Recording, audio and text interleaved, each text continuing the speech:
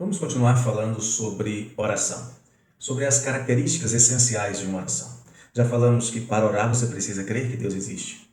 Também você precisa orar em harmonia com a vontade revelada de Deus e você precisa orar em nome do Senhor Jesus, ou seja, de acordo com o que Ele manda que você ore. Hoje nós vamos ler um texto na primeira carta de Pedro, no capítulo 5, versos 6 e 7, que nos diz o seguinte: Humilhai-vos, portanto, sob a poderosa mão de Deus, para que Ele, em tempo oportuno, vos exalte, lançando sobre Ele toda a vossa ansiedade, porque Ele tem cuidado de vós. Existe uma relação muitíssimo estreita entre sujeição ao Senhor e o derramamento das suas bênçãos. Alguns pecados são realmente extremamente odiosos, detestáveis aos olhos do Senhor, e a rebelião certamente está entre esses. Em primeiro livro de Samuel, no capítulo 15, verso 23, a palavra diz que porque a rebelião é como o pecado da feitiçaria, e a obstinação, ou seja, a rebelião continuada, é como a idolatria e culto a ídolos do lar. E nós sabemos que em Israel, de acordo com Êxodo 22, 18, a feitiçaria e também a idolatria eram punidas com a morte.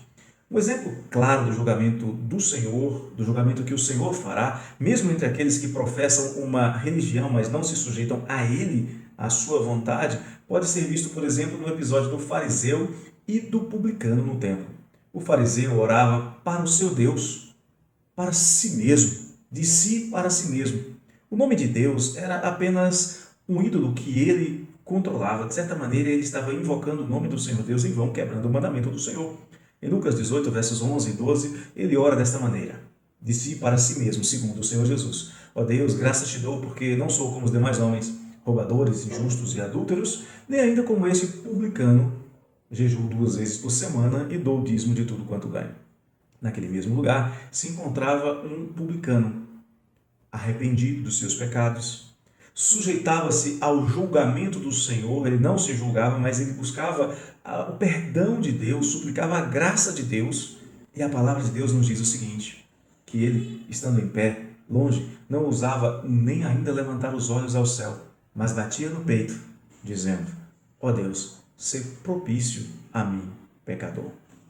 Existem, obviamente, dois tipos de religiosidade aqui: a religião do mérito e a religião da sujeição a Deus.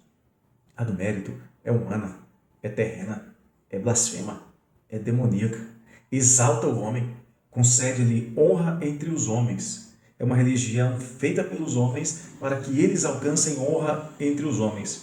Em Mateus, no capítulo 6, no verso 5, o Senhor Jesus ensina que nós não devemos ser como esses que têm esse tipo de religião, que oram de si para si mesmos, que gostam de orar em pé nas sinagogas e nos cantos das praças para serem vistos dos homens e recebem a recompensa dos próprios homens. O problema é que eles se colocam sob o risco do julgamento e de serem duramente humilhados pelo Senhor. Em Lucas 14, 11, o Senhor diz que todo o que se exalta será humilhado, e o que se humilha será exaltado.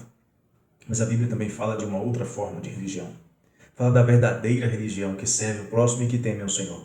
Em Tiago, no capítulo 1, verso 27, é dito que a religião pura e sem mácula para com o nosso Deus e Pai é esta: visitar os órfãos e as viúvas nas suas tribulações e a si mesmo guardar-se incontaminado do mundo, mas acima de tudo temer ao Senhor, como é dito no Salmo 25, 12. Ao homem que teme ao Senhor, ele o instruirá no caminho que deve escolher. E este homem é orientado por Deus, obedece ao Senhor e por ele é abençoado, como nos diz o Salmo 128, verso 1.